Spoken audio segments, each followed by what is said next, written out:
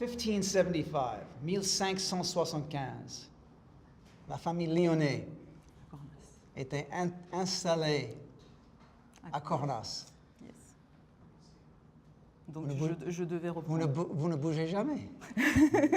Remarquable. Ouais, c'est un long voyage qu'on a fait aujourd'hui. Ouais, ouais. Le domaine lyonnais, so the family's been there since 1575. Toujours avec les vignobles, les vins?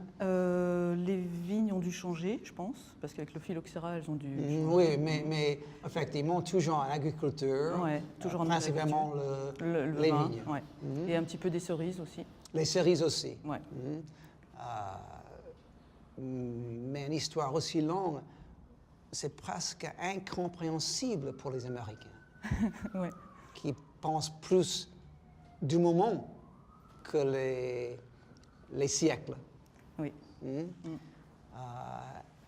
Donc pour moi, ça c'est une merveille pour respecter, pour aimer beaucoup un seul zone, un seul endroit qui est suffisamment riche pour nourrir la famille, sûrement pour vivre bien, mais aussi pour donner une certaine culture, n'est-ce pas? Ouais.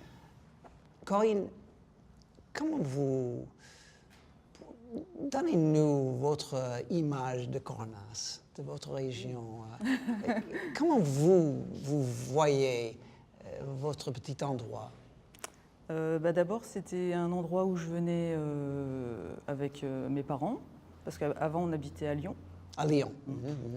Et puis après, petit à petit, on venait de plus en plus les week-ends, la semaine, pour donner un petit peu des coups de main à mes grands-parents. Et en fait, à chaque fois que j'y allais, je trouvais ça vraiment chouette comme village, quoi.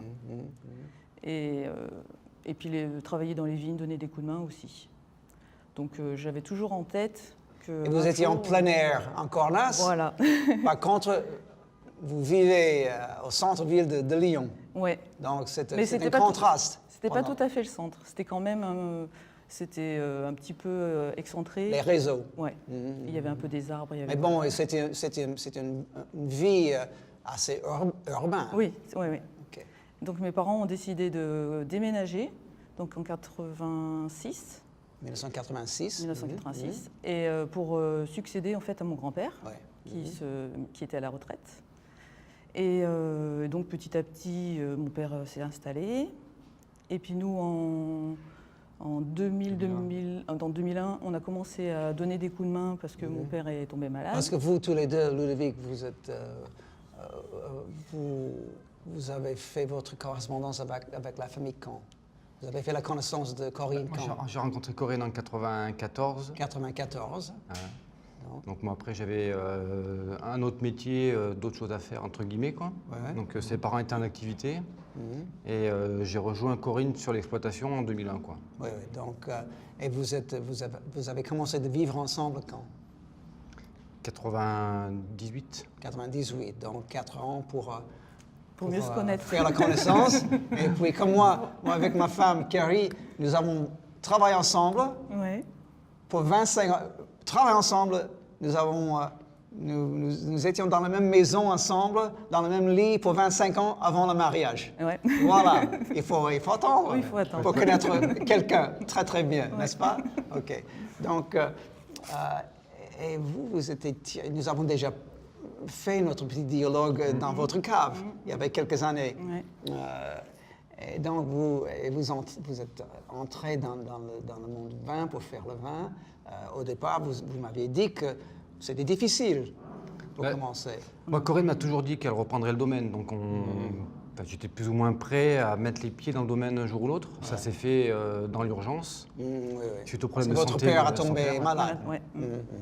Donc ça s'est fait plus rapidement que prévu, sans formation, donc il a fallu prendre le domaine à bras-le-corps assez rapidement, quoi, urgemment, quoi.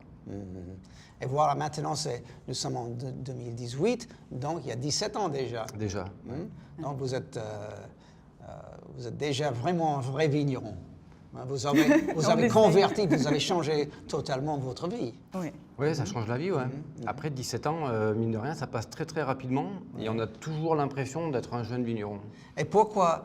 Oui, vous êtes toujours un jeune vigneron. de mon point de vue, vous êtes très jeune vigneron.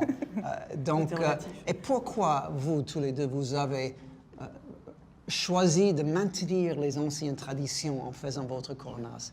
Parce qu'au moment quand vous avez pris le domaine, vous avez tombé dans l'activité, c'était un moment où il y avait une méthode beaucoup plus moderne qui était installée dans l'appellation. Les vins ont complètement changé. Hein? Non égrappés, égrappés maintenant 100%, les barriques, les petits barriques, les barriques neuves, etc. etc. Non, on ne fait pas du Pourquoi cornasse. vous avez décidé? Parce que le cornasse, c'est forcément ces traditions-là. Oui, oui. Pour vous, c'est Oui, ça. ben oui. Ouais. Donc on travaille comme ça, oui. Après, n'ayant pas eu de formation viticole et œnologique, nous, dans un premier temps, ces méthodes-là, on les a conservées, je dirais, par incompétence. Dans la mesure où les rares fois où j'étais présent et les quelques années que Corinne a passées à aider son père ponctuellement à la cave, elle a vu son père travailler comme ça, et nous, ne sachant pas faire du vin, quand on a repris le domaine, on a uniquement reproduit ce qu'on avait vu faire. Ouais. Donc, vous n'avez pas envie de changer. Non. Ben, on n'a jamais eu vraiment envie, mais forcément, on s'est posé des questions sur qu'est-ce que faisaient les autres vignerons pour avoir une certaine notoriété qu'on n'avait peut-être pas à cette époque-là. Donc forcément, on a dégusté, on est allé voir à droite à gauche ce qui se faisait, et puis on a dégusté, et puis on s'est posé des questions.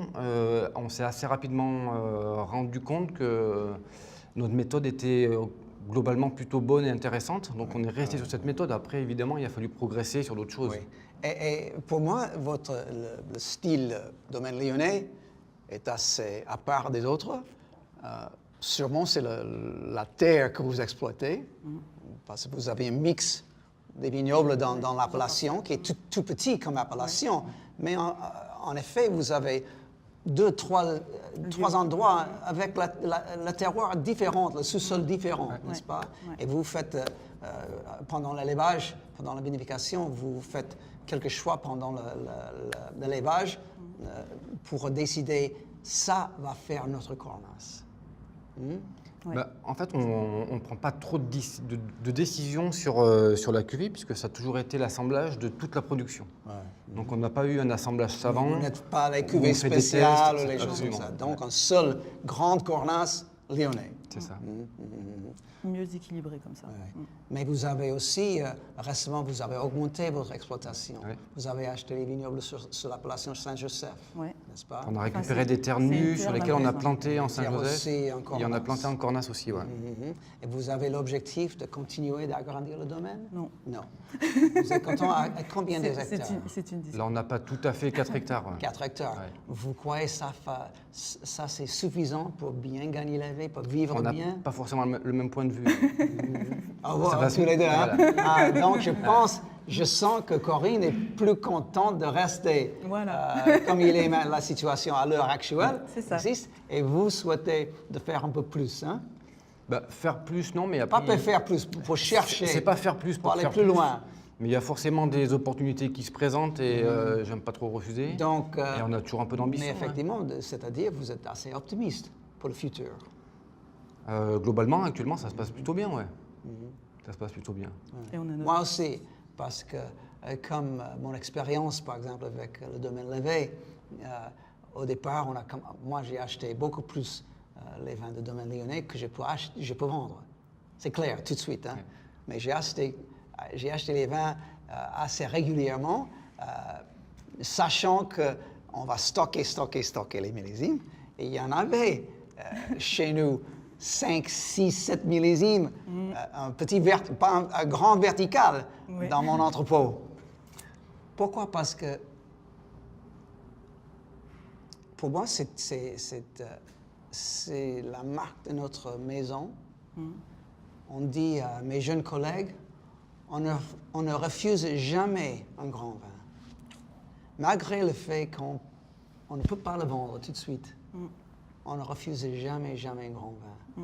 Donc, notre fidélité au domaine lyonnais est déjà assez profonde.